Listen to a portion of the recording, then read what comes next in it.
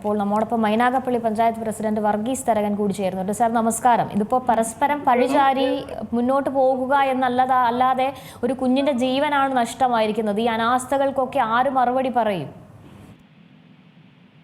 അതെ, മാനേജ്മെന്റ് ആണ് അത് ശരിക്കും. മാനേജ്മെന്റും ഇലക്ട്രിസിറ്റി ബോർഡുമാണ് അത് ശരിക്കും ശ്രദ്ധിക്കേണ്ടത്.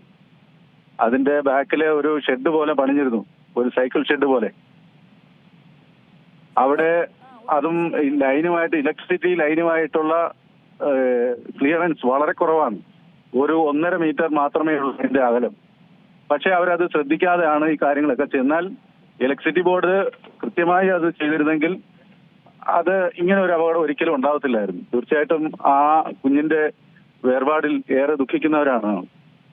ഈ കെട്ടിടം, ഈ അനധികൃതമായി ഈ കെട്ടിടം അല്ലെങ്കിൽ ഈ ഷെഡ് പണിതിട്ട് തന്നെ 1 വർഷത്തിലേറെ ആയിട്ടുണ്ട്. അപ്പോൾ ഇതുവരെയും പഞ്ചായത്തോ അല്ലെങ്കിൽ ബന്ധപ്പെട്ടവരോ ഇത് ശ്രദ്ധയിൽപ്പെട്ടില്ല എന്ന് പറയുന്നത് തന്നെ ഒരു ഒഴിവ് കഴിവ് പറയുന്നത് പോലെ ആയില്ലേ?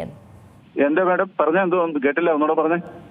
സാർ, ഈ ഷെഡ് വന്നിട്ടേ 1 വർഷത്തിലേറെ ആയില്ലേ ഈ അനധികൃതമായി കെട്ടിയെന്ന് പറയുന്നത്? പഞ്ചായത്തിന് പെർമിഷന് വേണ്ടി അവർ അനുവാദം ചോദിച്ചിട്ടില്ല.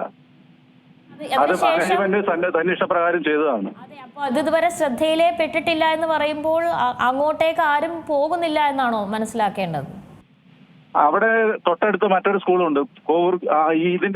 ഇത് ബോയ്സ് സ്കൂളും മറ്റൊരു ഗേൾസ് സ്കൂളുമാണ്. ആ ഗേൾസ് സ്കൂളിലേക്ക് പോകാനുള്ള ലൈനാണ് അതിനകത്ത് എടുത്തിരിക്കുന്നത്. അതിന്റെ നടുക്കൂടെ ഇതിനകത്ത് നിന്ന് എടുത്തിരിക്കുന്നത്. ഹലോ, അതുപോലെ ഒരു വീടും അതുപോലെ ഈ സ്കൂളിനും കൂടെ വേണ്ടി മാത്രമാണ് ഇതിന്റെ നടുക്കൂടെ ലൈൻ വലിച്ചിരിക്കുന്നത്.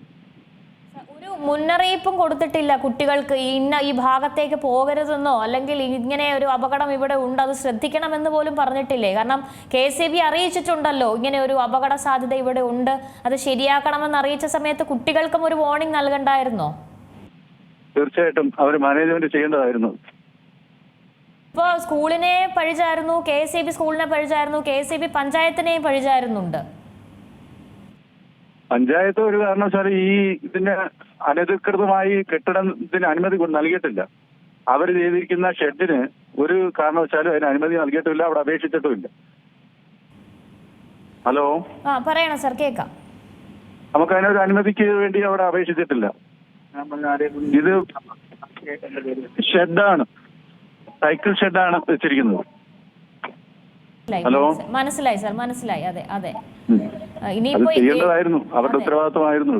അപ്പോൾ ഇനിയും ഇത്തരത്തിൽ നമ്മുടെ ചുറ്റിലും, നമ്മുടെ സർക്കാർ സ്കൂളുകളിലും ആശുപത്രികളിലും ഒക്കെ ഇത്തരത്തിൽ ഉള്ള സംഭവങ്ങളൊക്കെ നമ്മൾ ശ്രദ്ധിക്കണം എന്നതൊരു വാർണിംഗ് ആണ് ഈ വന്ന സംഭവം. തീർച്ചയായിട്ടും 100%. എന്റെയും സ്കൂളിൽ എന്റെ കുട്ടിയും പഠിക്കുന്ന സ്കൂളാണത്. തീർച്ചയായിട്ടും എനിക്ക് വളരെ വിഷമമുണ്ട് ആ ഒരു സംഭവം ഇങ്ങനെ ഒരു എത്തിച്ചേർന്നത്. ശരി സാർ, ശരി, വളരെ നന്ദി. വർഗീസ് തരകൻ, മൈനാഗപ്പള്ളി പഞ്ചായത്ത് പ്രസിഡന്റാണ്. അദ്ദേഹത്തിൻ്റെ മകനും അവിടെയാണ് പഠിക്കുന്നത്. അനധികൃതമായി കെട്ടിയ ഈ കെട്ടിടം, അതിൻ്റെ പെർമിഷൻ അത് പഞ്ചായത്തിൽ നിന്നും എടുത്തു, അല്ലെങ്കിൽ പഞ്ചായത്തിൻ്റെ അനുമതിയോടെയാണത് എന്നാണ് KCB ഉന്നയിക്കുന്ന വാദം. KCB പഞ്ചായത്തിന് മേലാണ് ആ പഴിചാരാൻ ശ്രമിച്ചുകൊണ്ടിരുന്നത്. പക്ഷേ പഞ്ചായത്ത് അത് അറിയാതെ, അനധികൃതമായി തന്നെയാണ് പഞ്ചായത്ത് അറിയാതെ സ്കൂൾ അധികൃതർ ഈ ഒരു തകര ഷീറ്റ് ഉപയോഗിച്ചുള്ള ഒരു ഷെഡ്, സൈക്കിൾ ഷെഡ് പണിതത്. ഇത് സ്കൂളിൻ്റെ പുറകുവശത്താണുള്ളത്. അതുകൊണ്ട് തന്നെ അത് ശ്രദ്ധയിൽപ്പെട്ടിട്ടില്ല എന്നാണ് പഞ്ചായത്ത് പറയുന്നത്. ഏതായാലും പരസ്പരം പഴിചാരുകയാണ് സ്കൂൾ അധികൃതർ.